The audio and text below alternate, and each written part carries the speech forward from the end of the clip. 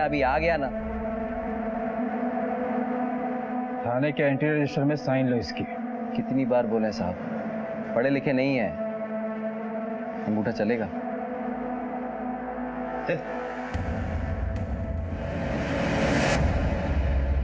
राकेश बहुत ही संकी किस्म का आदमी है। आज से 12 दिन पहले इसने एक रविंद्र नाम के शख्स की बड़ी बेरहमी से हत्या की थी। गिल्टी फील करना तो दूर, चेहरे पर शिकन तक नहीं है इसके।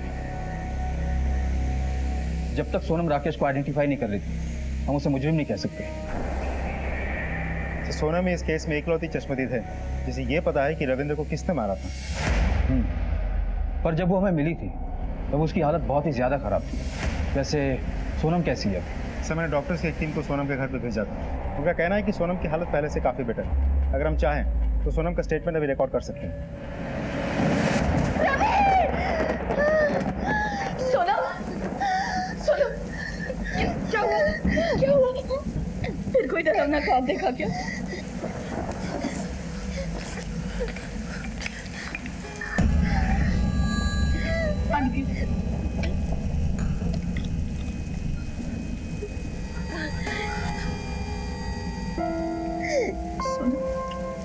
संभालो अपने आप को। हम तुम्हारा दर्द सिर्फ समझते नहीं, महसूस भी करते हैं। आखिर हम रवि की माँ हैं।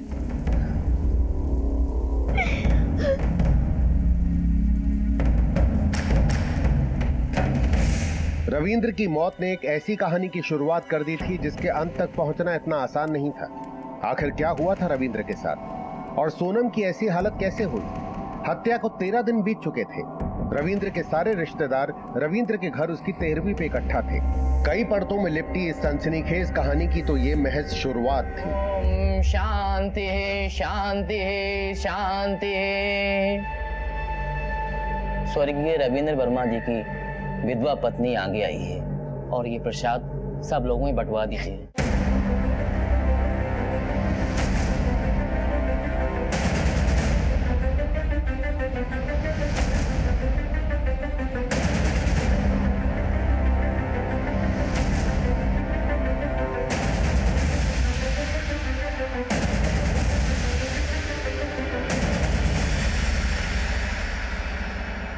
रचना, सोनम, तुम दोनों ये प्रसाद सब लोगों में बांट दो।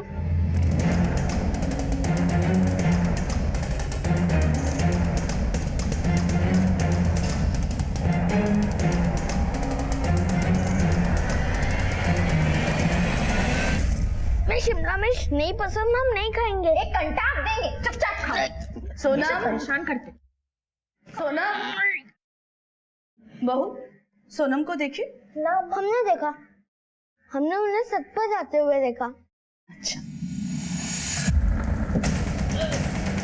सोनम! ये क्या कर रही हो? पागल हो गई हो? तुम इस तरह हाथ नहीं मान सकती। रवि के कातिल को हम ही सजा दिलाना चाहते हैं।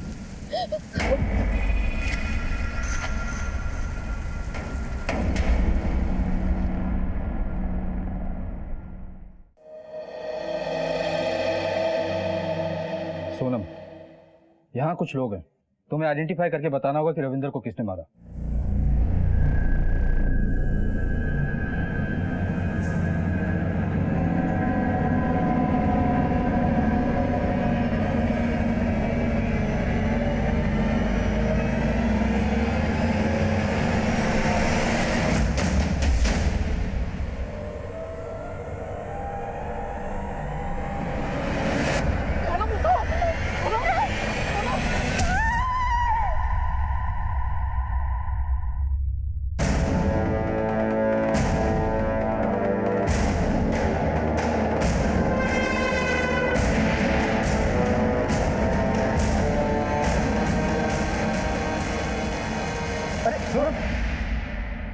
सर लगता है अभी भी ट्रॉमा में है। मनीष, सिर्फ सर्कमस्टेंशियल एविडेंस के बिना पर हम राकेश का कुछ नहीं बिगाड़ सकते। भले ही उसके फोन का लोकेशन उसी एरिया में था जहां से हमें रविंदर की लाश मिली, लेकिन उसका फोन क्राइम स्पॉट से काफी दूर एक्टिव था। सर सिर्फ सोनम का बयान ही राकेश को कोर्ट में मुजरिम साबित कर सकता है, लेकिन सोनम की हालत तो खुद ही। सर कहीं ऐसा तो नहीं कि सोनम जानबूझ के राकेश को आइडेंटिफाई करने से बचाने की कोशिश कर रही है? पर वो ऐसा क्यों करेंगी? रविंदर और सोनम एक दूसरे से प्यार करते थे और भागकर शादी भी की उन्होंने। और तो और रविंदर को राकेश ने सोनम की आंखों के सामने मारा था। सर अक्सर भाग के शादी करने वाले लोग शादी के बाद उल्टा एक दूसरे से भागने लगते हैं, तो ऐसा भी तो हो सकता है कि शादी के बाद इन दोनों में प्यार व्यार कुछ बचा ही ना हो।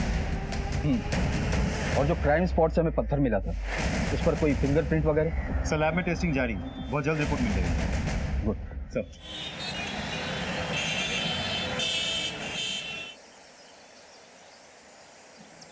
नाटक किया है तुमने पुलिस के सामने। अरे तुम तो चाहती नहीं हो कि राकेश को सजा हो। तुम ऐसा कैसे कह सकती हो? उसने हमारे रविंद्र को मारा। रविंद्र सिर्फ हमारे हैं, तुम्हारे नहीं। और वैसे भी उन्हीं की तरह धोखा देना तुम्हें भी अच्छे से आता है, कभी भी पलट सकती हो तुम। अर्चना, तुम हमारे बारे में ऐसा कैसे बोल सकती हो? हम दोनों तो फ्रेंड्स। अच्छा हुआ तुम मिल गई, वरना हम तो इतनी टेंशन में थे कि कैसे लोग होंगे, कैसी जगह होगी। तुम भी मेरठ से, हम भी मेरठ से, बहुत मजा आएगा। सच में हम भी ना यहाँ बहुत बोर हो जाते थे, पर अब तुम्हारे जैसी साथी मिली है ना, हॉस्टल लाइफ के मजे हो जाने। हाँ। हमें क्या पता था कि जिसे हमने मदद का हाथ आगे बढ़ा के दिया, वो हमारा ही हाथ खींचकर हमारी ही जगह ले लेगा। सहेली से सौतन का सफर तुमने तय किया, हमारे ही सुहाग पर डाका डाल दिया तुमने।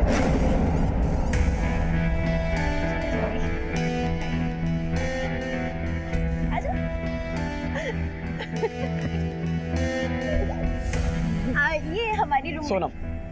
अरे आपको कैसे पता? अरे रचना हर वक्त तुम्हारे बारे में तो बात करती है।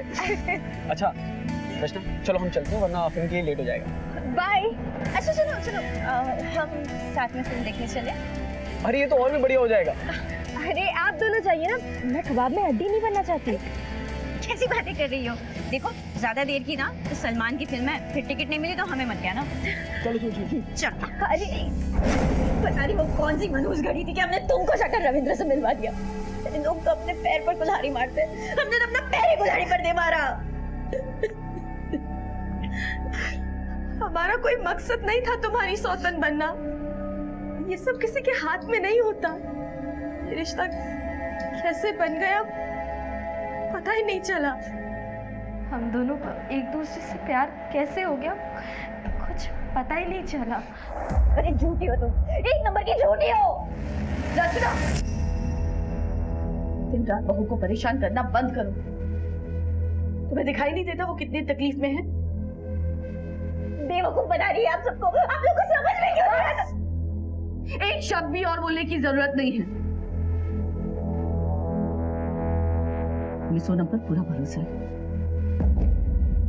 शायद तुमसे भी ज्यादा। चलो यहां से।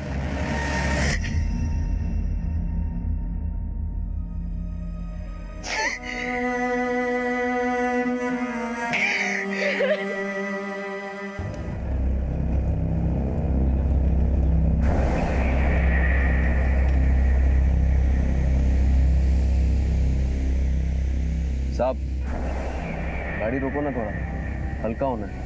चुपचाप बैठे रहे। साहब हल्का होना है, रोको ना। बोला ना चुपचाप बैठ गाड़ी के अंदर।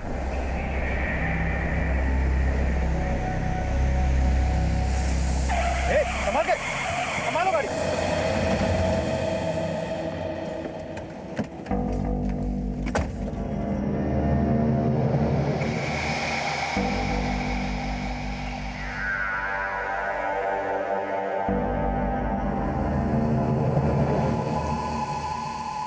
लगता है किसी की प्लानिंग है, किसी ने जानबूझ के कीले फेंक रखा है।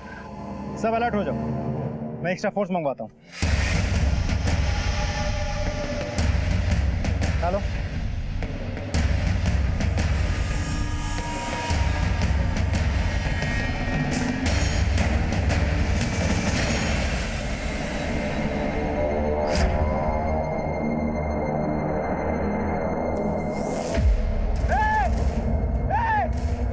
कौन पे रखो इसको, देखता हूं मैं।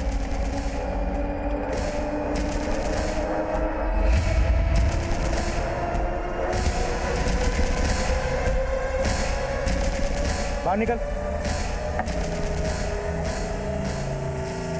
गाड़ी क्यों रोका? सर मैं तो बस यहाँ से निकल रहा था, मैंने आपको देखा बंदूक के साथ तो मैं डर गया था सर, इसलिए गाड़ी रुकवा दी। इसे नाम नंबर लो।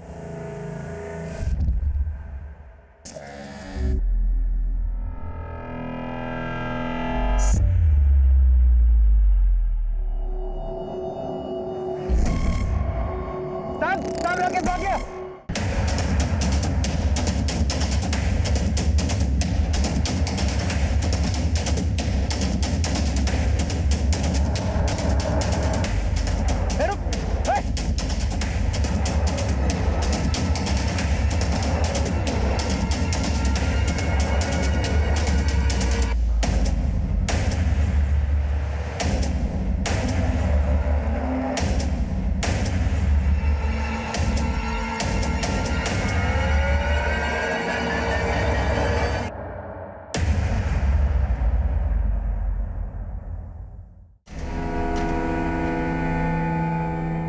जी आपने हमारे लिए इतना जोखिम उठाया, ये एहसान कैसे चुकाएंगे हम आपका?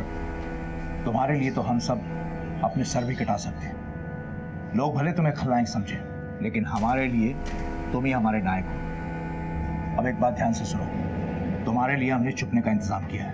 अब देर मत करो, अब तुरंत निकलो। संभाल के लेके जाना। जी बाबा जी।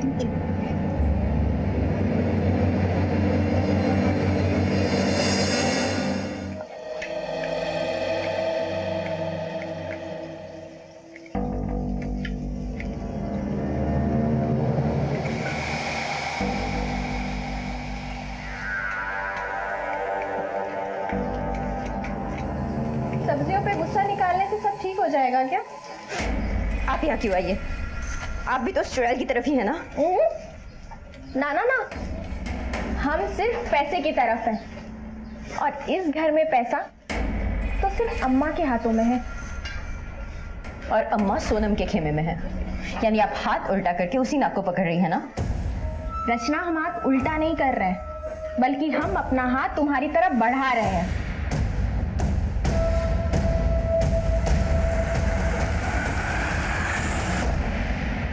मनीष, ये 100% राकेश के लोगों का किया हुआ है। हो ना हो, इसका मास्टरमाइंड भूपेंद्र सिंह ही होगा। इससे पहले भी राकेश को बेल दिलाने के लिए उसने अपने समाज के लोगों के साथ बहुत बड़ा तमाशा किया था। राइट सर, मुझे भी ऐसे ही लगता है। इस चाल से भूपेंद्र ने कोई बाजी तो नहीं मारी है, लेकिन हाँ, इस खेल की अगली चाल में इलाका भले ही उनका हो, पर इस बार धमाका हमारा ही होगा।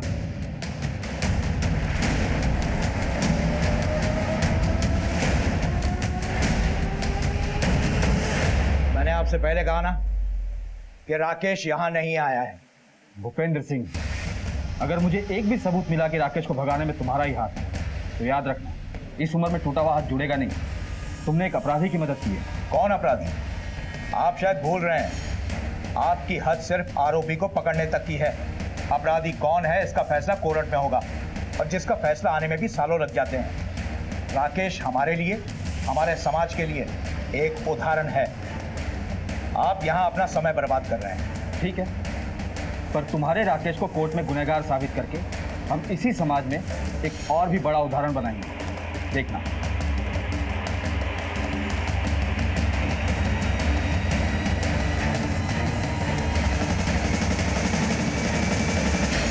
सर, इस भूपेंद्र सिंह की शक्ल देखी लगता है हमसे कुछ छिपा रहे हैं। 2 कांस्टेबल से कहो इस पे 24 घंटे नजर रखें। इसके एक सेकंड की डिटेल चाहिए मुझे। सर, आप एक्सक्यूज मी।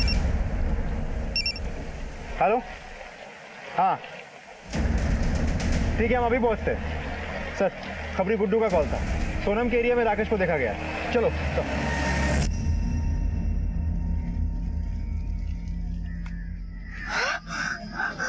राकेश, ये क्या कर रहे हो तुम? तुमको क्या लगा हमसे बच के भाग जाओगी? छोड़ो। अच्छा चलो, कुछ नहीं करेंगे। एक काम करो, आज रात में हमको मिलो, साथ में कहीं दूर भाग जाएंगे, बहुत दूर। छोड़ो हमें, हम कहीं नहीं आ रहे। अगर नहीं आई ना रात में तो पूरे परिवार को ला देंगे, समझी? साथ कर देंगे सबको।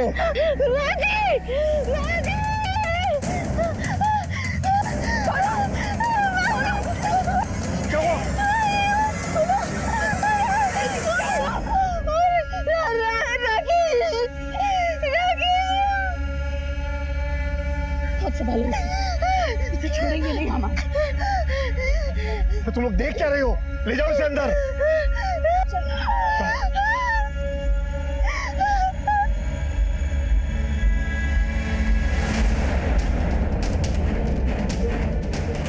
रुको, कहाँ जा रही हो तुम? क्या कर रही हो तुम? बोलो हमें। मुन्नी रुको, मुन्नी, मुन्नी क्या कर रही हो तुम? रुको, मुन्नी रुको। हम इस कुत्ते को छोड़ेंगे नहीं। आप उस तरफ देखिए, हम इस तरफ देखते हैं। क्या सच में रविंद्र की हत्या में राकेश का हाथ था? आखिर वो पुलिस की गिरफ्त से भागकर सीधा सोनम के पास क्यों आया था? क्या सोनम की जान को भी खतरा था?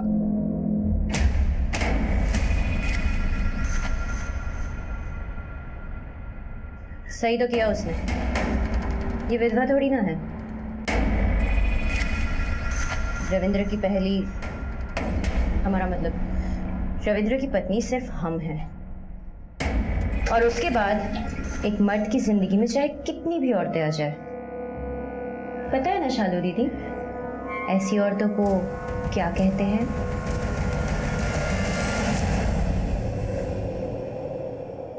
मुन्नी सुनो, क्या हुआ? मिला वो? भाग गया।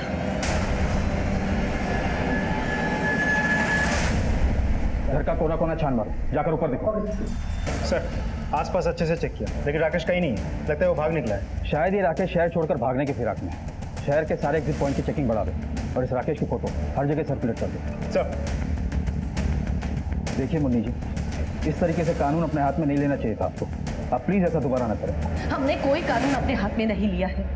इस बंदूक के कागज है हमारे पास। हम राकेश की तरह अपराधी नहीं हैं।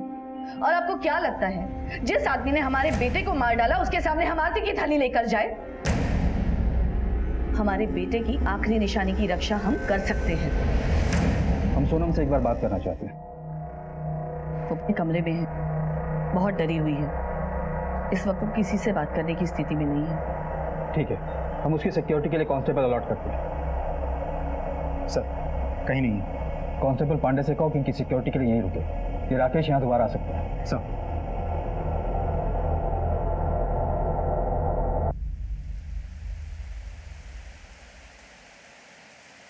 मुन्नी, हमें लगता है तुम सोनम की तरफदारी कुछ हद से ज्यादा ही कर रही हो।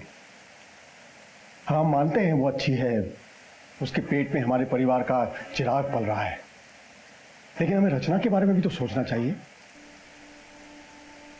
हम रचना से भी उतना ही प्यार करते हैं, पर सोनम की कोख में हमारे घर का चिराग पल रहा है और हम किसी भी कीमत पर रवि की आखिरी निशानी को कुछ नहीं होने देंगे।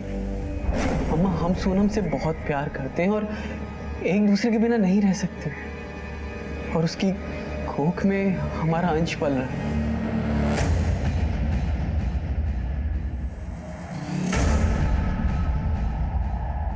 अम्मा, हमारी शादी हो चुकी है, अब तो उसे अपना लीजिए, हमें अपना आशीर्वाद दीजिए।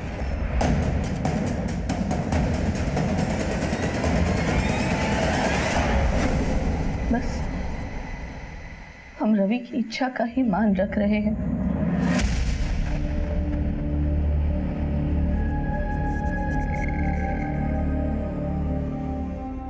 जाओ। सर, राकेश की कोई खबर? सर अभी तक तो नहीं, लेकिन हमने खबरों को काम पे लगा दिया। राकेश की फोटो इस शहर के हर पुलिस स्टेशन में सर्कुलेट करवा दिया।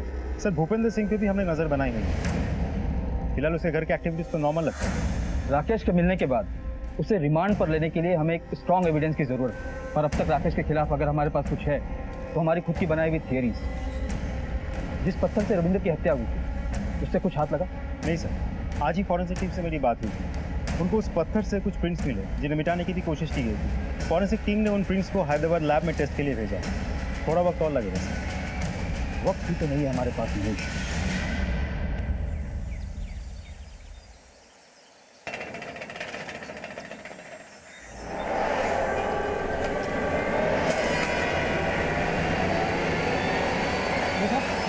अरे खून! मुन्नी मासी, मुन्नी मासी, बाबूजी!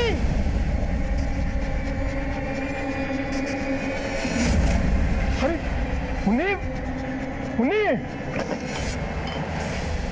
अरे अभी पुलिस रविंद्र के मामले को सुलझा भी नहीं पाई थी कि किसी ने बड़ी बेरहमी से सोनम का भी खून कर दिया था। आखिर इस हत्या के पीछे किसका हाथ था और सोनम को क्यों मारा गया? क्या इन सब के पीछे राकेश ही था या मामला कुछ और ही था? मनीष सर, अगर इस जगह को गौर से देखो तो ऐसा लगता है कि किसी लोहे के औजार से इस पर हमला हुआ था, शायद कोई हथौड़ी वगैरह। फिलहाल ये तो पोस्टमार्टम रिपोर्ट के बाद ही पता चलेगा। सर, अटैकर को पता था कि घर के बाहर हमारा एक कांस्टेबल ड्यूटी कर रहा था, इसलिए बड़ी चालाकी से पहले उसने उस कांस्टेबल पर हमला किया, अंदर आया और इसका खून कर दिया। ये फॉरेंसिक टीम और एम्बुलेंस कहाँ तक पहुंची? सर, मैंने फोन कर दिया, बहुत जल्द पहुंचते होंगे। घर का कोना कोना छान मारो। सर, हमें इसकी कोई जरूरत नहीं। अम्मा ये कहाँ कह रही है? मरहम पट्टी करवा लीजिए। मुन्नी जी, अगर आप चाहती हैं कि आपके बेटे और बहू के कातिल को सजा हो तो प्लीज ये मरहम पट्टी करवा लीजिए।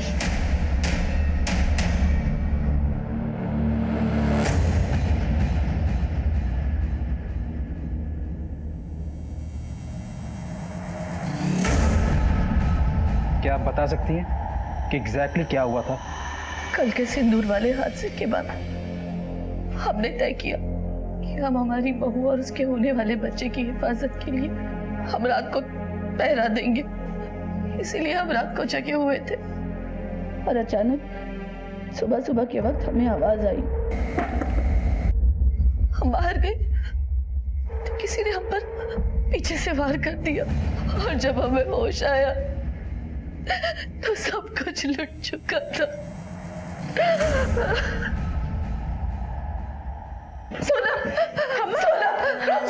आप लोग प्लीज इन्हें संभालिए। हम सोनम का ख्याल नहीं रख पाए। अम्मा बैठे। सर, कांस्टेबल पांडे जब घर के बाहर ड्यूटी कर रहा था तब उस पर हमला हुआ। पांडे, सर को बताओ। सर, रात को जब मैं पहरे पे था तो अचानक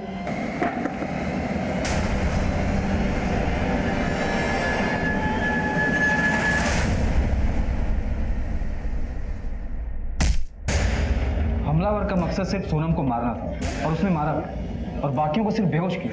तो बात तो बहुत अजीब है। आप लोगों में से किसी ने कल रात कुछ देखा या सुना था? हाँ, हमने देखा था। कल रात को हमें प्यास लगी थी तो हमारी नींद खुल गई। तभी हमने खिड़की से देखा कि किसी की परछाई थी। सर, हमारे कमरे की खिड़की से तो घर के पीछे वाला रास्ता दिखाई देता है। चलिए दिखाइए। हाँ, आइए सर, इस तरफ। ये है। पूरा एरिया अच्छे से छान मारो, जरूर कुछ ना कुछ हाथ लगेगा। सब जाओ।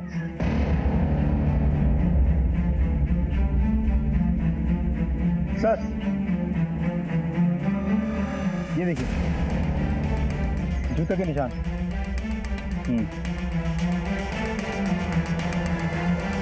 ये जरूर उस कातिल के जूतों के निशान है जिसने सोनम की हत्या की और फिर फरार हो गया।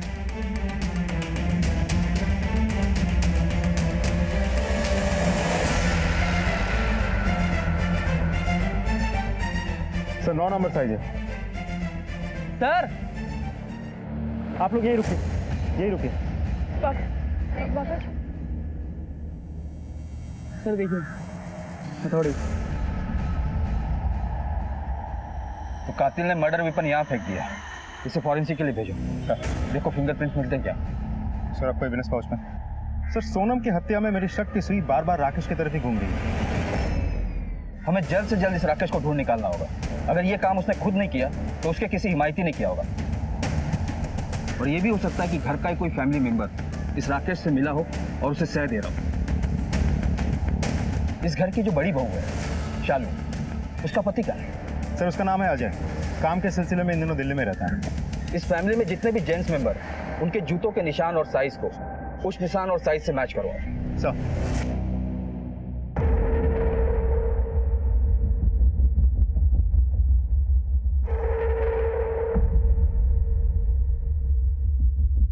फॉरेंसिक टीम को हथियार से कुछ नहीं मिला।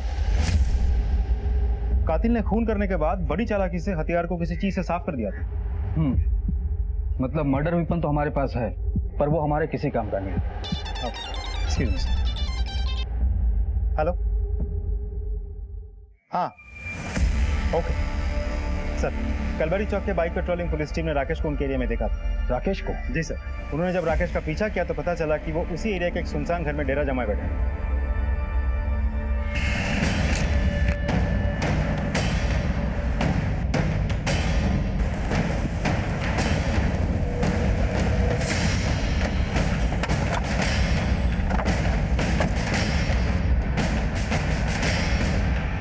इस तरफ से।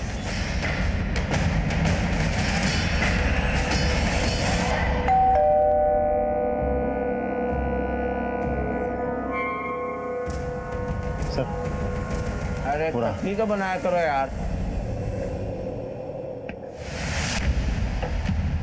बहुत भागा और भगाया, अब चल तेरे पैरों की मालिश करवाते हैं।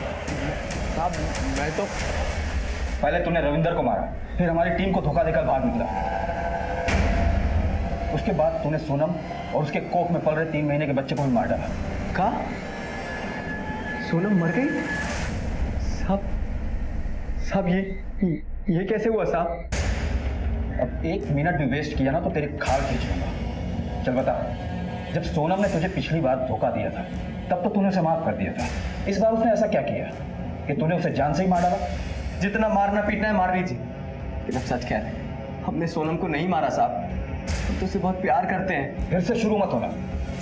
हमें पता है कि सोनम तेरी पत्नी थी,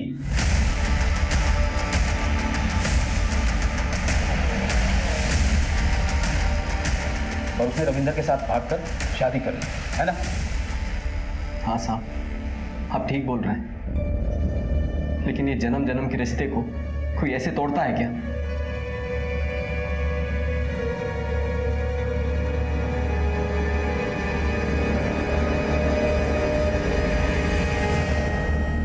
क्या हुआ?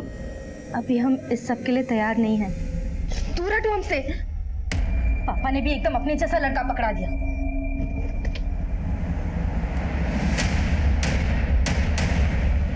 हम बाबूजी के यहाँ काम करते थे, बाबूजी हम पर बहुत भरोसा करते थे, इसलिए उन्होंने अपनी बेटी की शादी हमसे करवा दी, पर उससे मेरी रोज अनबन होती थी। सोनम जल्दी से खाना लगाओ, भूख लगी है। हमने बाहर से मंगा लिया है, खाना घर पे नहीं बनाया।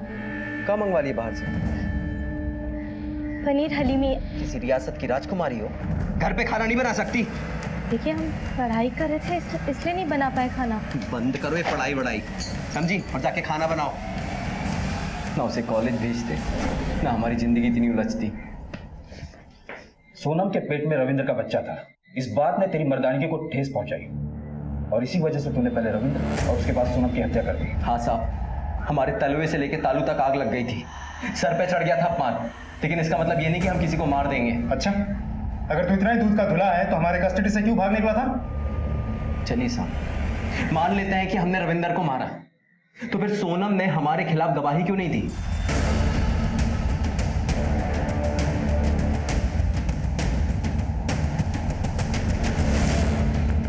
क्योंकि वो जानती थी कि हमारा इन सब से कुछ लेना देना नहीं है।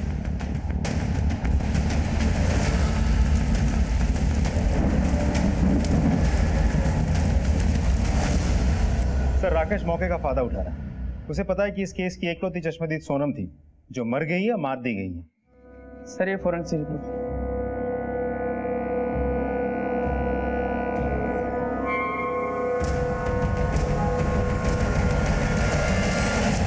तेरे लिए अच्छी खबर नहीं है। जिस पत्थर से तूने रविंद्र की हत्या की थी, उस पर तेरे उंगलियों के निशान मिल गए।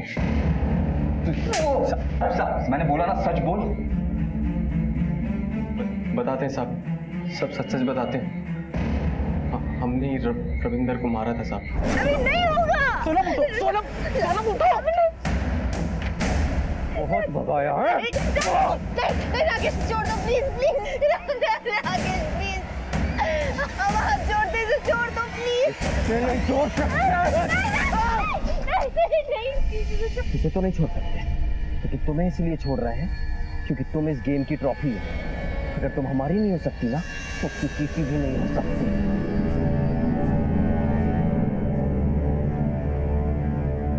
इन दोनों को और इस पत्थर को ठिकाने लगा दो। ये बता, सोनम को क्यों मारा तूने? नहीं साहब, हमने सोनम के साथ कुछ नहीं किया साहब, हमने तो जानबूझकर उसको जिंदा रखा था। ताकि वो रविंदर को खोने का दुख जिंदगी भर झेले। हमारी जिंदगी बर्बाद करके उसे कैसे चैन से रहने देते हम, इसलिए बार बार उसके पास जाते थे, उसे डराने के लिए। हम उसे भी बेघर करना चाहते थे, तड़पाना चाहते थे। तुझे तो इतने लंबे टाइम के लिए अंदर भेजेंगे ना कि वहां से तू नहीं, तेरी अर्थी बाहर निकलेगी। बहुत से लोग दुश्मन हो सकते हैं सोनम के। पिता भूपेंद्र सिंह, जिसके लिए उसका समाज, उसके लोग और उसका दामाद उसकी बेटी के ऊपर मायने रखता है। दूसरी ये रविंद्र की पहली पत्नी रचना, जिसकी जिंदगी में सोनम सौतन बनकर आई और उस घर में खास जगह बना रही थी आने वाले चिराग को जन्म देकर। इन दोनों के पास भी स्ट्रॉन्ग मोटिव है सोनम को मारने का। रविंद्र का बड़ा भाई अजय और भाभी शाली। अब रविंद्र तो रहा नहीं, उसके आने वाले बेटे को भी रास्ते से हटा दिया, तो सारी की सारी प्रॉपर्टी इन दोनों के पास ही आनी। मनीष सब एक एक करके सबको टटोलते हैं। हम यहाँ अपने दामाद राकेश को छुड़वाने में लगे हुए हैं और अब हम ही पर शक कर रहे हो। हमें यहाँ उठा कर लिया है। निकालो इन सबको बाहर। चलिए। आपका दामाद ही आपकी बेटी का कातिल हो सकता है, ये जानते हुए भी उसे छुड़वाना चाहते हैं आप। कौन सी बेटी साहब? हमारे लिए तो वो उसी रात खत्म हो गई थी जिस रात उसने किसी और के साथ मुंह काला किया था। पूरे समाज में सालों से बनाई हुई इज्जत को एक ही रात में मिट्टी पलीत कर दी। उसने सिर्फ राकेश ही नहीं, अपनी जिंदगी से जुड़े हुए हर एक शख्स के साथ धोखा किया है। और फिर दामाद ससुर मिलकर खून की होली खेलनी शुरू कर दी। दामाद ने बेटी के प्रेमी रविंद्र को मारा, बाप ने बेटी को मारा। सच बोल रहा हूं ना मैं। काश आपकी बात सच होती, लेकिन यह सच नहीं है। यकीन मानिए दरोगा साहब, अगर हमारी बेटी हमारे हाथ लग गई होती ना, तो इतना तय है कि अब बच नहीं पाती। और एक बात और बताएं, किसी को भी उठाकर लाने से पहले उसके खिलाफ पक्का सबूत और गवाह तो तैयार कर लेते। भूपेंद्र सिंह, इस चौकी से बाहर निकलकर जब तीसरी गली में घुसोगे तो वहां वकीलों की मंडी मिलेगी। ये ताव वहां दिखाना शायद कुछ काम हो जाए, क्योंकि उन लोगों की रोजी रोटी तुम जैसे लोगों से चलनी है। जाओ, लेकिन शहर मत छोड़ना। चलो रे। हमें पता था सर, आज नहीं तो कल आप हम पर शक जरूर करेंगे। हमारा और सोनम का रिश्ता ही कुछ ऐसा था। सर, आप लोगों को सोनम पर बहुत तरस आ रहा होगा ना, पर असल में तो आप लोगों को हम पर तरस आना चाहिए। अरे सोनम को छोड़िए, हमारे अपने पति ने हमें धोखा दिया था।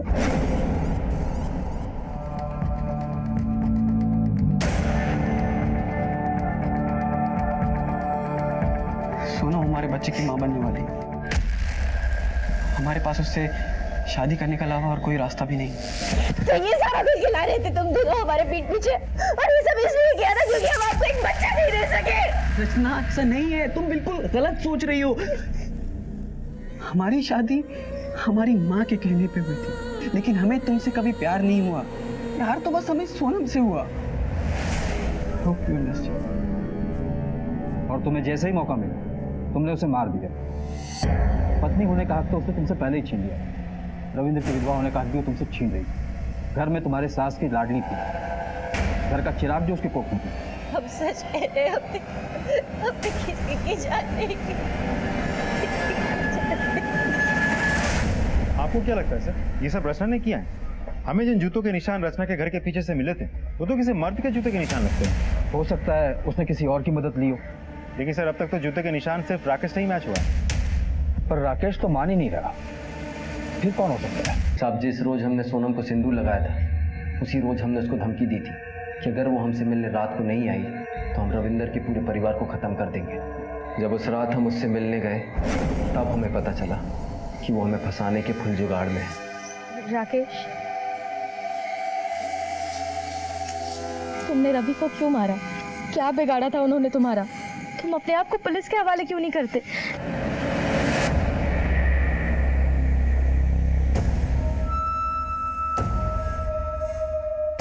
हमको फंसाने की कोशिश कर रही थी। छोड़ेंगे नहीं तुम। साम दाम दंड भेद हम सारे पैतरे अपना चुके थे, यहाँ तक कि उसकी सास तक को भड़का चुके थे। लेकिन वो थी कि रविंदर की विधवा बन के रहने को तैयार थी, लेकिन हमारे पास आने को तैयार नहीं थी। सर, ये जो प्रॉपर्टी के पेपर्स हमारे हाथ लगी हैं, इससे तो ये लगता है कि रविंद्र का मामला एक रिवेंज स्टोरी है। रविंद्र के मौत के बाद रविंद्र ने सारी प्रॉपर्टी उसके बच्चे के नाम, सोनम के पेट में पल रहे बच्चे के नाम कर दी थी। रविंद्र के सारे प्लॉट्स, प्रॉपर्टी सब मिला के करीब 2.5 करोड़ की संपत्ति वो अपने पीछे छोड़ के गया था। तो ऐसे भी हो सकता है कि इतनी बड़ी संपत्ति हथियाने के चक्कर में किसी ने सोनम को मार दिया हो। और रविंदर की पहली पत्नी रचना, उसके पास सोनम से नफरत करने का सीधा सीधा कारण भी, उसके आगे पीछे कोई फाइनेंशियल सपोर्ट भी नहीं। और रविंदर और उसकी मां मुन्नी ने सारी प्रॉपर्टी और ज्वेलरी अपने होने वाले चिराग के नाम कर दी। और अल्टीमेटली ये सारा का सारा जैकपॉट सोनम के हाथ लगा। Right sir. सोनम के रास्ते से हट जाने के बाद अब ये सारी प्रॉपर्टी शालू और उसके पति के हाथ लगेगी। इंटरेस्टिंग एंगल है मनीष। सर ये आप कहाँ कह रहे हैं? अगर आपको कोई और नहीं मिला तो आप इल्जाम हमारे सर पर ही डाल रहे हैं। पर तुम्हारा पति अजय तो कुछ और ही कह रहा है। सर क्या कहा उन्होंने? यही कि सोनम को मारकर तुमने बहुत दिमाग वाला काम किया। अब तो सारी प्रॉपर्टी तुम लोगों की, रातों रात करोड़पति। सर आप कैसी बातें कर रहे हैं? शालू ऐसा बोल ही नहीं सकती, और हमने तो ऐसा कभी सोचा भी नहीं। अच्छा, पर ये तो सच है ना कि सोनम के मरने के बाद सबसे ज्यादा फायदा तुम दोनों को हुआ है। अब रचना के पास खानदान का वारिस तो है नहीं, और तुम्हारे परिवार में वारिस का मतलब करोड़ों की लॉटरी है ना? हाँ सर, आप सच कह रहे हैं। सारी संपत्ति अब हमारे पति और हमारे बेटे के नाम पर ही है। लेकिन सोनम के रहते हुए भी हमारे हाथ में कुछ कम नहीं था। हमें भी ससुराल से बहुत से गहने मिले और साथ ही साथ बहुत सी संपत्ति भी। और सर आपको एक बात बताएं, आप सिर्फ हवा में तीर चला रहे, असली मुजरिम तो कोई और ही है। ये पुलिस का तीर है, हम इसे किसी भी दिशा में छोड़ें, घूम फिर कर मुजरिम के पीछे ही लगता है। सर ये लोग तो कुछ कन्फेस करने को तैयार ही नहीं है। मनीष, इस वक्त भले ही हमारे प्राइम सस्पेक्ट ना हो, पर हम इन्हें कंप्लीटली इग्नोर भी नहीं कर सकते। सब मुझे समझ में नहीं आ रहा, ये राकेश, रचना, शालू और अजय, इन चारों में से अगर किसी ने भी सोनम को नहीं मारा तो फिर मारा किसने? इस केस की हर गली को छान मारने के बाद ये केस एक भूल भुलैया सा दिखने लगा है मुझे। पर मेरा एक स्ट्रॉन्ग इंट्यूशन कहता है कि इस भूल भुलैया से निकलने का रास्ता ठीक हमारी आंखों के सामने है, पर नजर क्यों नहीं आ रहा? मनीष, एक काम करो,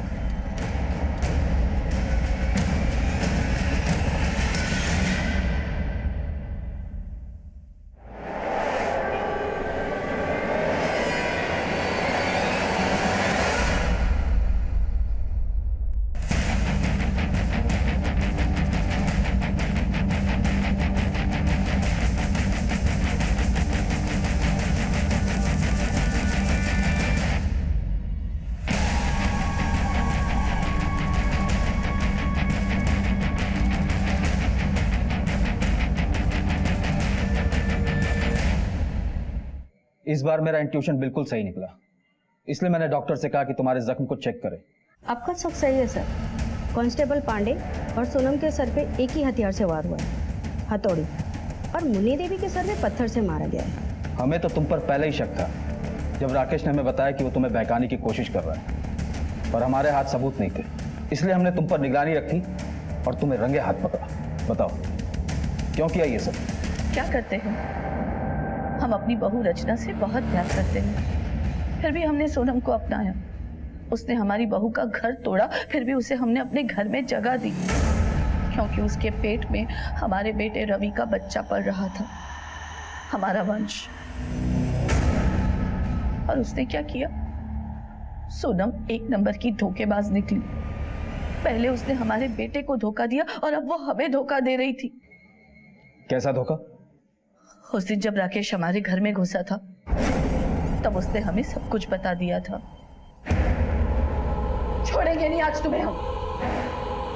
सोनम कभी तुम्हारे बेटे से प्यार नहीं करती थी, ये सब उसकी एक चाल थी ताकि तुम्हारी प्रॉपर्टी और सारी जमीनों पे कब्जा कर सके। सोनम हमारे बेटे से बेहद प्यार करती है, उसके पेट में हमारे घर का वारिस पल रहा है। तुम्हारे घर का? वो बच्चा हमारा है, और देख लेना एक दिन तुम्हारा सब कुछ छीनकर वो हमारे पास वापस आ जाएगी। और अगर अब भी यकीन नहीं है ना, तो आज रात 1 बजे अपने घर के पीछे आ जाना, बाकी की पिक्चर तुम्हें वहीं दिखाते हैं।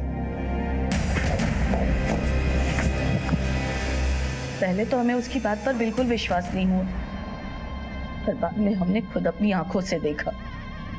हमें बहुत गुस्सा आया, इसीलिए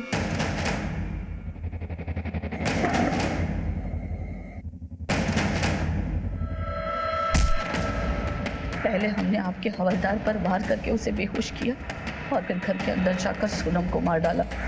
सोनम को मारने के बाद वो हथौड़ी हमने घर से बाहर जाकर फेंक दी और वापस घर लौटते समय ये सोचकर कि कोई हम पे शक ना करे, खुद को चोट पहुंचाई और बेहोश होने का नाटक किया।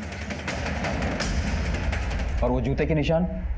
वो हम ही ने बनाए थे रवि के जूतों से, ताकि आपका शक राकेश की तरफ जाए।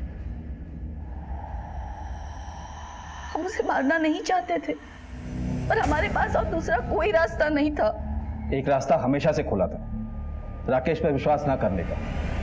सोनम तुम्हारे बेटे रवि को चाहती थी, ना कि राकेश को। उसके कोख में तुम्हारे बेटे का बच्चा था। वो राकेश की शक्ल तक नहीं देखना चाहती थी, उल्टा उसे जेल भिजवाना चाहती थी। उस रात सोनम राकेश से सिर्फ इसलिए मिली ताकि तुम्हारा परिवार बच सके।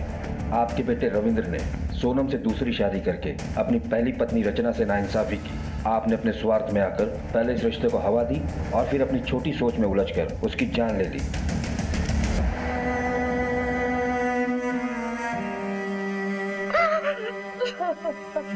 जब रिश्ते निभाने मुश्किल हो जाते हैं तो इंसान उनसे निकलने के लिए अपने ही तरीके आजमाता है।